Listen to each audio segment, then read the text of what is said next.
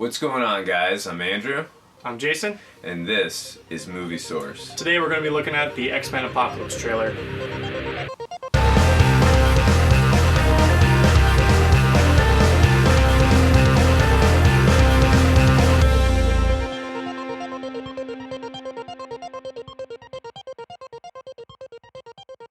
So, Jason, that was pretty intense. What'd you think of it? I thought it was good. Did a nice job of showing you, everything throughout the movie without giving away too many plot points, without giving away too much of the storyline. I thought they did a good job just, really quickly just letting us know what the tone of the film is going to be. And obviously, the X-Men clearly have never been against something of this magnitude. I mean, this is the first mutant ever, and you saw in that one scene when he's grabbing Xavier and he just turns into, it looks like, Xavier's no match. He's just trying to fight. Also too, it looked like, like from Power Rangers where, Rita or something like grew him into a big thing and then he just grabs him, makes him look so tiny. It's like, it looks like they've never faced something of this magnitude before. It's true. It was interesting though in the scenes where they had Magneto, if you notice carefully, anytime that he was with Apocalypse, he wasn't wearing his helmet, so that led me to believe that he was possibly being mind controlled, because that's obviously one of Apocalypse's powers. He can get in your mind and control you, kind of like Xavier, basically. And obviously, I think there was one shot we saw in there where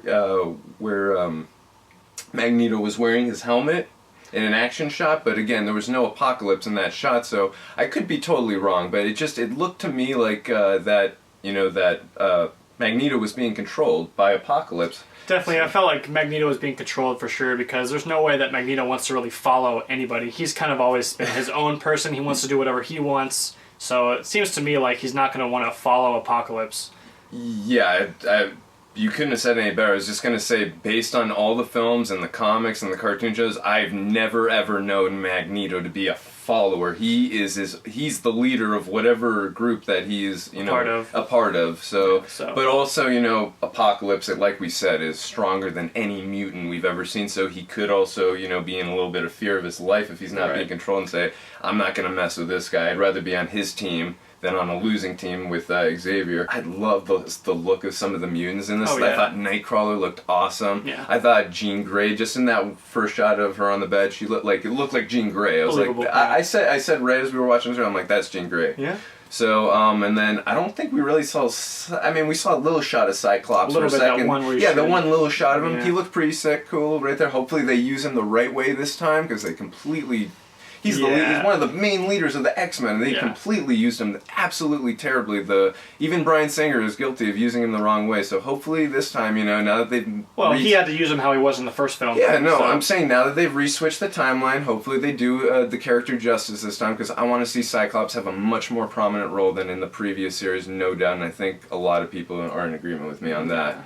And also, I thought Storm looked fantastic. I also thought it was really cool how we saw some of the other characters from First Class come back. I know Havoc was in that one scene in Days of Future Past, but it looks like he's going to have a more prominent role. I really enjoyed his character in First Class, so I'm glad that they're going to have him back. Really cool. Also, they had Rose Byrne's Mora. She's back. I thought that was really cool. Favorite scene in the entire trailer was that line where Havoc says, maybe what did he say? He said something about the Bible. They were talking about the Four Horsemen, and she said, and Havoc says, oh yeah, they got that one from the Bible, and then Moira's like, oh, maybe the Bible got it from him. Yeah, best by far. That was definitely my favorite scene. The only other rival scene, for sure. The only rival scene at the end was at the end of the trailer when they showed Xavier in the full on get up, Yeah, well that was the money shot for sure. Definitely. I thought that was really great, them coming back, showing characters. I thought very interesting. How many shots of Jennifer Lawrence do you remember seeing her in full body makeup of the Blue Mystique? Yeah, that's right. Zero. She had no. I think she'll be in the makeup in the movie, but probably minimal scenes, because in Days of Future Past she was in it almost the whole time. And also in she hated that. Yeah, and I can imagine. We're getting 8 hours of makeup on, and then shooting 12 hours after that, and then taking it off after. I can only imagine. I'm not. You know what I mean? I'm not gonna complain, but when you get paid that money, who are we to say when? Right? Yeah. But anyways, the point is, I thought that was funny and interesting how it's zero shots of her, but like you said, I'm sure we're going to see a few scenes at least of her in full Mystique costume, but Mm-hmm. I found it funny and interesting that not one shot of her in the entire trailer.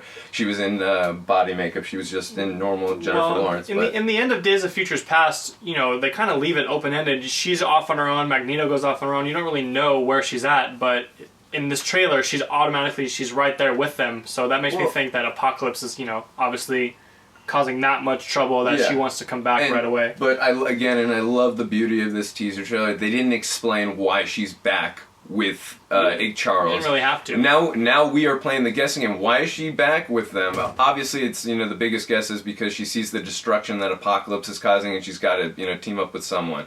But again, the great thing is they did not reveal in the trailer why she's back. I want to see that in the film. So please, you know, in the trailers, 20th Century Fox, do not reveal that. I'd like to experience that. I think this trailer actually did a good job of not really showing you too much. They showed you everything you wanted to see, but they didn't give away anything. That's what too many of these trailers are doing these days, and this one really wasn't a victim of that. I agree with that, and also it was a teaser trailer, so there's not too much to give away. Another thing I want to talk about is Apocalypse's team of 4 and who he chose, and specifically why he chose those people. Obviously, Magneto is because he's kind of one of the main nemesis of the X-Men. Yeah. He's very strong. For sure. And obviously he's got some sort of control over him. Well, yeah, and I'm sure once he got into his mind too, he probably saw like how much how he could use him, and also how much he hates and despises, and how much he knows about this team that he's going to have to go against. The more you know your enemy, you know, the easier they are to defeat. So it's a complete easy pick to pick Magneto. And then we also have Psylocke, who she basically, her abilities, one of her abilities, she can keep mutants who can control you know, get into your brain. Telekinetic powers. She can keep you out of her brain basically. So Apocalypse cannot get into her brain. Neither can Xavier. Neither can Professor Xavier. He cannot get into her brain. So, you know, she, in my opinion, again, just an opinion, I think she's just going with the side she probably feels like if Apocalypse cannot control it. Maybe it's not the side who she thinks is right, but the side who she thinks is going to win. Yeah, well, that's what I mean. The side that she feels is going to. She might not agree with Apocalypse, but if she knows she's going to go against him, she's that's exactly what I mean. I'm saying I think she's going to go on the team she feels is going to win and be on the right side of, you know, victory. So I'm completely. But we don't really know her character. Yeah, so we'll have to see that in the movie. Of course. I'm just taking a guess based on what I saw on the trailer that was shown. Which was not much. You only got like a little glimpse of her. Yeah, no, exactly.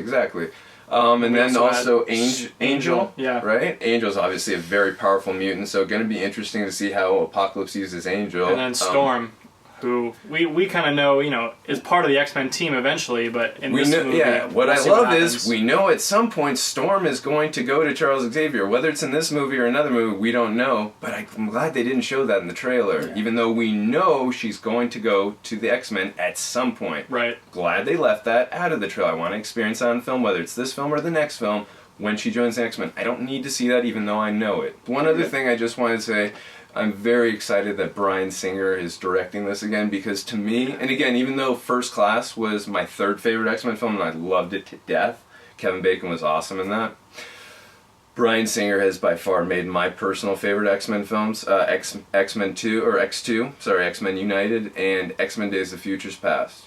Yeah. Those are by far my two favorite X-Men films, and like I said, First Class is definitely my third favorite, the one directed by Matthew Vaughn. Love that film. Not a big fan of the Wolverine, the first one, not the newest one that was directed by James Mangold. I did enjoy that one, but the one that was directed by Gavin Hood, the one where they sewed Deadpool's mouth shut. No, not even going to talk about that film. But like I said, I'm very happy to see Bryan Singer back. It's great. It's great to see him back. Like I said, he's made my favorite X-Men film, so I'm very excited to see what he does with Apocalypse and you know, see his take on this, because it sucked when he left X-Men 3 to do Superman Returns and left us in the hands with Rush Hour director Brett Ratner, who, you know, made that turlock of a film. So me personally, I enjoyed this teaser a lot. Didn't give away too much. It gave us a flavor of the tone of the film, which is, you know, and what I saw of the tone of the film, again, like Days of Futures Past, it looks like they're in for a crazy battle, and 2016 is just going to be, I'm going to say this a million times, 2016 is going to be such a crazy year for comic book films. I'm so excited. I can't wait. Alright guys, that's going to do it for this video. We'd love to hear your comments, so comment below, and if there's anything you thought we missed, let us know. If you want to see more videos from us, then hit the subscribe button. See you guys next time.